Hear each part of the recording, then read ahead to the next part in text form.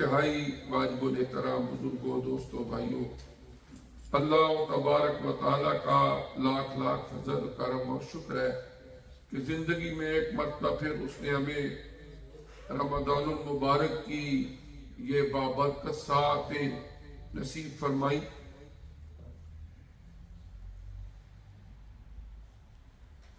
اللہ تبارک و تعالیٰ اپنے بندوں پر رحم فرمانے والا ہے اور اسی لیے ان کو ایسے مواقع زندگی میں عطا فرماتا ہے کہ جن سے مستفید ہو کر وہ اپنے لیے صحیح رائے عمل اختیار کر سکیں،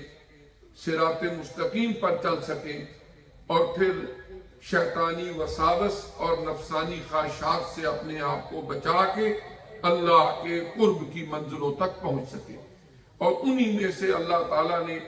حضور نبی کریم علیہ السلام کی امت کو جو ایک تحفہ عطا فرمایا ہے وہ ہے رمضان المبارک کا بابرکت اور مطہر مہینہ۔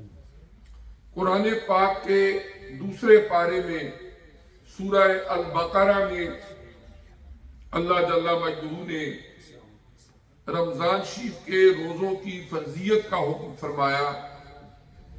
اور اس میں خطاب اہل ایمان کو ہے، یا ایہا الذین آمنوا کتب علیکم الصیام کما کتب علی الذین من قبلکم لعلکم تتقون۔ فرمایا اے ایمان والو،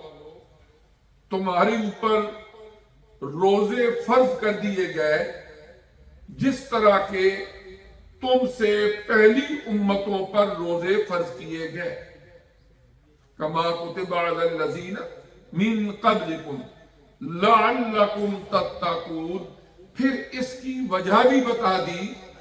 کہ اللہ تعالیٰ نے ان روزوں کی فرضیت کیوں فرمائی، لعلکم تتقون، تاکہ تم متقی اور پرہیزگار بن سکو۔ اس آیہ کریمہ میں سب سے پہلے اہل ایمان کو خطاب فرمایا گیا۔ قرآن پاک میں اللہ جل مجدہ نے مختلف مقامات پر کبھی پوری کی پوری نوع انسانی کو بغیر کسی مذہب، قوم، ملت کی تفریق کے خطاب فرمایا، یا ایہا الناس، اے لوگو، جس میں اولاد آدم کا ہر طبقہ اور ہر فرد آ جاتا ہے۔ قرآن کی کچھ آیات وہ ہیں کہ جن میں صرف ان کو خطاب کیا جو کہ کفار ہیں، قل یا ایہا الکافرون۔ قرآن کی کچھ آیات میں صرف ان لوگوں کو خطاب فرمایا گیا جو اہل کتاب ہیں، قل یا اہل الکتاب لم تکفرون بآیات اللہ۔ اور قرآن پاک کی کچھ آیات وہ ہیں کہ جن میں اللہ تعالیٰ نے صرف ان اپنے خاص بندوں کو خطاب فرمایا جنہیں ایمان لانے کی توفیق ارزانی نصیب ہوئی۔ اور یہ آیہ کریمہ بھی ان آیات میں سے ہے کہ یہ حکم پوری کی پوری اس امت کو ہے جو اہل ایمان ہے۔ پھر اس کے بعد فرمایا گیا، اے ایمان والو، کتب علیکم الصیام، تمہارے اوپر روزے فرض کیے گئے۔ یہ لفظ صیام پلورل ہے اور اس کا سنگولر آتا ہے صومن۔ صوم کا عربک ڈکشنری میں لفظی معنی ہوتا ہے اجتناب کرنا، رکنا، اس کو کہتے ہیں صوم۔ لیکن اصطلاح شریعت میں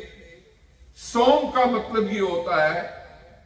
کہ صبح صادق سے لے کر سورج غروب ہونے تک جن مخصوص کاموں سے منع کیا گیا ہے اس سے بچ کے رہنا. کھانا پینا یا حقوق زوجیت ان سے منع کیا گیا. اور پھر اس کے بعد اللہ تبارک و تعالی نے اس کو صوم کا، اس کیفیت کو صوم کا جو مفہوم عطا فرمایا وہ اس لیے کہ بندہ اجتناب کرتا ہے، بچتا ہے، اپنے آپ کو بچاتا ہے ہر اس کام سے جس سے اللہ نے منع کر دیا. اب آپ دیکھیں کہ جب ہم روزہ رکھتے ہیں سحری کے وقت، اس سے لے کر افطاری کے وقت تک ہم کھاتے نہیں، ہم پیتے نہیں. جن کاموں سے اللہ نے منع کیا باز آتے، لیکن کھانا پینا فار ایور منع نہیں ہے. ہم افطاری میں بھی کھاتے ہیں، سحری میں بھی کھاتے ہیں. اب عارضی طور پر ایک اسپیسیفک ڈیوریشن میں اللہ تعالیٰ نے ہمارا امتحان لیا، ہماری آزمائش، ہماری تربیت، کہ اس مالک حقیقی کا حکم ہے کہ اپنی حق حلال کی وہ کمائی جو تم نے اپنے خون پسینے سے کمائی ہے اس کو بھی اس دوران نہیں کھانا. اب ہم رک گئے، ہم نے نہیں کھایا، ہم نے نہیں کیا. لیکن سوال یہ پیدا ہوتا ہے کہ کچھ کام وہ ہیں جو ایک ٹیمپریری ڈیوریشن میں نہیں بلکہ ہمیشہ 24/7 ہمارے لیے منع ہے. مثلا جھوٹ بولنا، غیبت کرنا، حرام کھانا، کسی کو اذیت پہنچانا، بے شمار وہ کام ہیں جن سے ہمیں منع کیا گیا ہے. اور وہ رمضان ہو یا غیر رمضان ہو، دن ہو یا رات ہو، ہمارے لیے ہمیشہ ان کو منع کر دیا گیا کہ تم نے یہ کام نہیں کرنے. اب روزے کے دوران اللہ کے اس حکم کی تعمیل میں عارضی طور پر جن چیزوں کو حرام کیا گیا اگر ہم ان سے تو بچیں، لیکن جن چیزوں کو مالک حقیقی نے ہمیشہ ہمارے لیے حرام کر دیا ان سے نہ بچیں تو پھر بھی شاید جو روزے کا فلسفہ ہے، حکمت ہے اور اس کے فوائد ہیں انہیں سمجھنے میں ہم سے کچھ کوتاہی ہے. حضور نبی کریم علیہ الصلوۃ والسلام کا ایک ارشاد گرامی ہے، من لم یدع قول الزور والعمل به فلیس للہ حاجۃ ان یدع طعامہ وشرابہ. کہ جو آدمی روزے کی حالت میں جھوٹی بات اور اس طرح کے کاموں سے باز نہیں آتا، اللہ کو کوئی ضرورت نہیں ہے کسی کے بھوکا پیاسا رہنے کی. ایسا نہیں ہے کہ اس کے خزانوں میں کوئی کمی آ جائے گی کہ اگر یہ ایک مخصوص وقت میں ہم کھائیں گے نہیں، پیئیں گے نہیں تو شاید وہاں اس کے خزانوں میں کچھ سیونگ ہو جائے گی. ایسی بات نہیں ہے، اس کے خزانوں میں کوئی کمی نہیں آتی. صرف ہمارے فائدے کے لیے، ہماری تربیت کے لیے، ہمیں متقی اور پرہیزگار بنا کے جنت الفردوس کی لازوال نعمتیں عطا کرنے کے لیے اس رب ذوالجلال نے رمضان المبارک کی یہ بابرکت گھڑیاں ہمیں عطا فرمائیں. اس کے بعد آپ دیکھیں کہ مثال کے طور پر یہ جو ہمارا ٹائم پیریڈ ہوتا ہے روزے کا، اس میں ہم کیوں نہیں کھاتے، کیوں نہیں پیتے؟ ہر آدمی کو کوئی نہ کوئی ایسا وقت ضرور ملتا ہے اپنے گھر میں، اپنے آفس میں، اپنی گاڑی میں اس کو پیاس لگی ہے، اس کے پاس پانی موجود ہے، اس کو بھوک لگی ہے، گھر کے اندر کسی نہ کسی کونے میں، کسی فریج میں کھانے پینے کی چیزیں موجود ہیں، کوئی بندہ دیکھنے والا نہیں، بندہ اکیلا ہے، کوئی دیکھنے والا بھی نہیں۔ اب وہ چاہے تو پانی پی سکتا ہے، چاہے تو کھانا کھا سکتا ہے، اور اس کے دل میں ایک خواہش بھی پیدا ہوتی ہے جب آدمی کو سخت گرمی میں روزہ رکھ رہا ہوتا ہے، سخت پیاس لگتی ہے، تو وہ اشتہا، وہ خواہش پیدا ہوتی ہے کہ میں یہ پانی پی لوں، یہ کھانا کھا لوں، پیاس کی حالت میں یا بھوک کی حالت میں۔ جب آدمی کا ہاتھ ادھر بڑھے گی تو ایک ایسی کیفیت آدمی کے اندر پیدا ہوتی ہے، ایک ایسی قوت جس کو وہ سر کی آنکھوں سے نہیں دیکھ رہا، البتہ اپنے دل کی آنکھوں سے، ایمان کی کیفیت سے اس کو محسوس کر رہا ہے کہ کوئی ذات ہے جس نے اس وقت مجھے منع کیا ہے، روکا ہے، ایون میں پیاسا ہوں یا بھوکا ہوں، میں نے پانی نہیں پینا، میں نے یہ کھانا نہیں کھانا۔ اور وہ قوت کون سی ہے؟ اللہ، اللہ کی ذات کا وہ تصور، وہ عقیدہ، اللہ از ود می، اللہ از واچنگ می، اللہ از لسننگ می، اللہ میرے ساتھ ہے، اللہ مجھے دیکھ رہا ہے، اللہ مجھے سن رہا ہے، وَهُوَ مَعَكُمْ أَيْنَمَا كُنْتُمْ، اور وہ اللہ تمہارے ساتھ ہے تم جہاں کہیں بھی ہوتے۔ وہ اللہ تعالیٰ کی ذات، اس کی تمہیں معیت نصیب ہے۔ اب اس خیال، اس عقیدے سے ہم پانی نہیں پیتے، کچھ نہیں کھاتے کہ اللہ مجھے دیکھ رہا ہے۔ اب روزے کی ڈیوریشن مختلف ممالک کے اندر مختلف ہوتی ہے، کہیں پر یہ 16-17 آورز ہے، کہیں اس سے کم ہے، کہیں اس سے زیادہ ہے۔ اب جتنی بھی کہیں پر روزہ رکھتے ہوئے ڈیوریشن ہے، اگر ایک آدمی ایک دن میں فرض کرے 15 آور کا یا 16 آور کا روزہ ہے،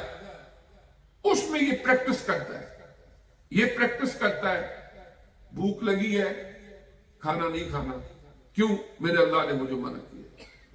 اللہ کی طرف سے میرے لیے یہ حرام ہے، اس وقت پانی نہیں پینا اللہ کی طرف سے حرام۔ ایک دن کے 15-16 آور، 29 اور 30 ڈیز، مہینے کے جتنے بھی دن ہوں، ان میں اگر اس کو آپ دیکھیں کہ کتنے آورز بن جائیں گے، کہ اتنے گھنٹے ایک بندہ ایک مہینے کے اندر پریکٹس کرتا ہے اس بات کی کہ جس چیز کو اللہ نے میرے اوپر حرام کیا ہے، میں نے اس کے قریب نہیں جانا، میں نے حرام سے بچنا۔ یعنی قرآن نے اس آیت کے اینڈ میں فرمایا نا، لعلکم تتقون، تاکہ تم متقی اور پرہیزگار بن جاؤ۔ تو کوئی آدمی سوال کر سکتا ہے کہ ایک آدمی کھاتا نہیں ہے، پیتا نہیں ہے، اس سے پرہیزگار کیسے بن جائے گا؟ کس طرح وہ اس میں پرہیزگار بن جائے گا؟ وہ فلسفہ یہ ہے کہ اتنے گھنٹے کے دوران جب ہم آرام سے اپنے آپ کو بچائیں گے، آرام کے قریب نہیں جائیں گے، ہم کہیں گے نہیں اللہ نے میرے لیے منع کیا ہے۔ اب مہینہ ختم ہو گیا، نیکسٹ منتھ شوال شروع ہو گیا، اگلے 11 منتھ بھی ہم نے، اللہ توفیق دے گا، زندگی دے گا، ہم نے زندہ رہنا ہے، دنیا کے معاملات کرنے ہیں، کھانا ہے، پینا ہے، زندگی گزارنی ہے۔ اب اس 11 منتھ کی ڈیوریشن کے دوران اگر آدمی کے اندر یہی خواہش پیدا ہو آرام خوری کی، آرام کی طرف جانے کی، اب یہ جو تربیت ہے، یہ ریفریشر کورس ہے، یہ اس میں حائل ہو جائے گا کہ اتنے گھنٹے بندے نے پریکٹس کی ہے کہ آرام کی طرف نہیں جانا۔ ہاؤ از اٹ پاسبل کہ رمضان جو ہی گزرے تو بندے نے روزے کی مقصدیت کو سمجھ کے روزہ رکھا ہے تو فوراً وہ آرام کی طرف جانا شروع کر دے، اور اگر اس پر کوئی اثر نہیں ہوا، اٹ مینز کہ روزے کا جو اصل مقصد فلسفہ تھا اس کو سمجھنے میں کہیں پر کوئی مسنگ لنک ہے، کہیں پر کوئی غلط فہمی۔ پھر اس کے بعد آپ دیکھیں کہ یہ جو ڈیوریشن ہوتی ہے اس کے دوران ازدواجی تعلقات کو ممنوع قرار دیا گیا، حرام قرار دیا گیا۔ اگر ایک آدمی اس دوران عارضی طور پر حرام کیے ہوئے تعلق کو کوشش کرتا ہے نبھائے کہ اس کے قریب نہ جائے، اللہ کا حکم ہے، کس طرح ممکن ہے کہ جب رمضان کا مہینہ گزر جائے تو وہ غیر محرم کو ساتھ تعلق رکھے یا غلط کاموں کی طرف جائے، بشرطے کہ رمضان کے مہینے کو بندہ ایسے گزارے جس طرح اللہ تعالیٰ کے پیارے حبیب صلی اللہ علیہ وسلم نے رمضان گزار کے ہمیں دکھایا۔ سن 2 ہجری کے اندر رمضان شریف کے روزے فرض ہوئے۔ اس کے بعد حضور نبی کریم علیہ السلام اپنی زندگی کے آخری لمحات تک جب بھی رمضان شریف آتا خود بھی روزے رکھتے۔ شعبان کے مہینے کے اندر صحابہ کرام کو استقبال رمضان کے طور پر روزے کی افادیت، مقصدیت، اس کے فائدے بتاتے، اور پھر جب رجب کا ہی مہینہ شروع ہوتا تو دعا کرتے، اے اللہ اللہم بارک لنا فی رجب و شعبان وبلغنا رمضان، اے اللہ اس رجب اور شعبان کے مہینے میں ہماری اوپر برکتیں نازل فرمانا، اور اے رب ذوالجلال ہمیں رمضان شریف کی ان بابرکت گھڑیوں تک پہنچانا۔ تو اس طرح روزہ جو اللہ تعالیٰ کی طرف سے فرض ہے ہماری اوپر، لیکن اس کی مقصد کو ضرور سمجھنا چاہیے۔ دیکھیں نا، مثال کے طور پر آرمی کے اندر، پولیس کے اندر، دیگر شعبہ جات کے اندر ٹریننگ دی جاتی ہے۔ جو لوگ آرمی کو یا پولیس کو جوائن کرتے ہیں ان کی ریفریشر کورسز ہوتے ہیں، ان کی ٹریننگ ہوتی ہے، تربیت ہوتی ہے۔ اب ایک بندہ 6 مہینے، سال ٹریننگ کرتا رہے، اینڈ آف دا ٹائم جب محاذ پہ جائے، میدان عمل میں جائے، میدان کارزار میں جائے، تو وہاں پر بالکل اس کو پتہ ہی کون ہو میں نے ٹریننگ کیا کی ہے، کیا ہوگا آپ سب اندازہ لگا سکتے ہیں۔ اسی طرح یہ جو مہینہ ہے اس میں ہم نے ایک ٹریننگ کرنی ہے، اپنی تربیت کرنی ہے۔ حضور علیہ السلام نے اسی لیے ارشاد فرمایا کہ وہ بندہ بدبخت ہے جس کو زندگی میں رمضان شریف کا مہینہ تو ملتا ہے لیکن اس میں اللہ سے اپنے گناہ معاف کروا کے جنت الفردوس کا وارث نہیں بن جاتا، وہ بدبخت ہے، اس کو فرمایا گیا۔ ایک دفعہ نبی کریم علیہ السلام جب مسجد نبوی شریف میں تشریف لائے تو آپ جب منبر کی سیڑھیوں پر قدم رکھ رہے تھے تو 3 ٹائمز آپ نے فرمایا آمین آمین آمین۔ جب صحابہ کرام نے اس کی وجہ پوچھی تو آپ نے ارشاد فرمایا کہ جب میں مسجد میں آیا، پہلی سیڑھی پہ قدم رکھا، دوسری پہ قدم رکھا، تیسری پہ قدم رکھا، حضرت جبریل علیہ السلام جو سید الملائکہ ہیں وہ حاضر ہوئے اور آ کے کہنے لگے کہ جو بندہ اپنے والدین کو بڑھاپے کی حالت میں پاتا ہے اور ان کی خدمت کر کے اپنے گناہ معاف نہیں کروا سکتا وہ بھی بدبخت۔ آپ نے فرمایا آمین۔ جو بندہ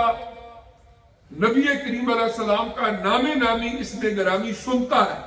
اور آپ پر درود نہیں بھیجتا، مثلا محمد صلی اللہ علیہ وآلہ وسلم، وہ بھی بدبخت ہے۔ اور تیسری بات آپ نے ارشاد فرمائی کہ جو بندہ اپنی زندگی میں رمضان المبارک کا بابرکت مطہر مہینہ پاتا ہے لیکن اس مہینے کے اندر اللہ کی عبادت کر کے، اللہ کو یاد کر کے، صدقہ و خیرات کر کے، غمگساری کا یہ بابرکت مہینہ ہے اور وہ اپنے لیے جنت کا حقدار اپنے آپ کو نہیں بنا سکتا، وہ بھی بدبخت ہے۔ تو اس طرح یہ ہے کہ ایک بات تو یہ ہوئی کہ یہ ماہ مقدس، ماہ مبارک ہمارے لیے ایک فرض بھی ہے جس کو ہم نبھاتے ہیں، اللہ نے ہمارے اوپر روزے فرض کیے، ایک ہماری ٹریننگ بھی ہے ایز مومن، ایز مسلمان، کہ ہم نے کس طرح اس دنیا کی زندگی میں شیطانی وسوسوں سے، نفس کی شرارتوں سے اپنے آپ کو بچانا۔ پھر اللہ تعالیٰ اس مہینے میں جو سرکش شیاطین ہیں ان کو قید کر لیا جاتا ہے،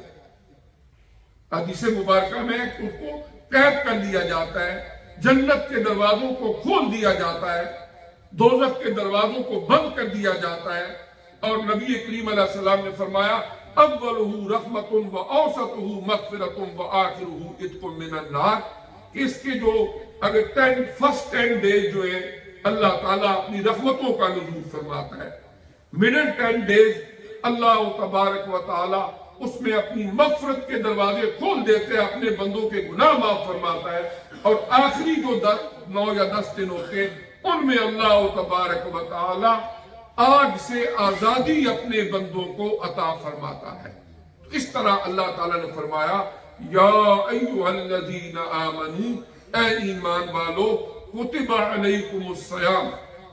تمہاری اوپر روزے فرض کیے گئے، کما کتب علی الذین من قبلکم، جس طرح کے تم سے پہلے لوگوں پر بھی روزے فرض کیے گئے، جو پہلی امتیں آئیں ان کے اوپر بھی روزوں کی فرضیت تھی۔ البتہ روزہ افطار کرنے، روزہ رکھنے، ان کے اوقات یا کس مہینے کے اندر روزے رکھنے، اس میں اختلاف ضرور ہے، مختلف امتوں کے اوپر مختلف جو روزوں کی کیفیت رہی۔ البتہ حضور نبی کریم صلی اللہ علیہ وآلہ وسلم کی امت کے لیے اللہ تبارک و تعالیٰ نے رمضان المبارک کا مہینہ فرض روزوں کے لیے مقرر فرمایا۔ یعنی یہ جو 3 مہینے آتے ہیں یکے بعد دیگرے، حدیث میں آیا کہ رجب اللہ کا مہینہ ہے، شعبان المعظم آپ صلی اللہ علیہ وآلہ وسلم نے فرمایا یہ میرا مہینہ ہے، اور رمضان المبارک کو فرمایا یہ میری امت کا مہینہ ہے، یہ میری امت کا مہینہ ہے۔ اس مبارک مہینے کے اندر میری امت روزے رکھ کے، عبادات کر کے، اپنے آپ کو دنیا کی زندگی کے اندر بھی مستعد ہو کر باقی 11 مہینوں میں بھی اللہ کی عبادت کرنے پر کاربند رکھے گی اپنے آپ کو، اور پھر جب دنیا کی زندگی ختم ہوگی، یہ روح کف سے انسری سے پرواز کرے گی، موت کا وقت آ جائے گا، اس وقت بھی اللہ تبارک و تعالی ان برکات اور ان رحمتوں کی وجہ سے اسے آخرت کی منزلوں کے اندر کامیابیاں اور کامرانیاں عطا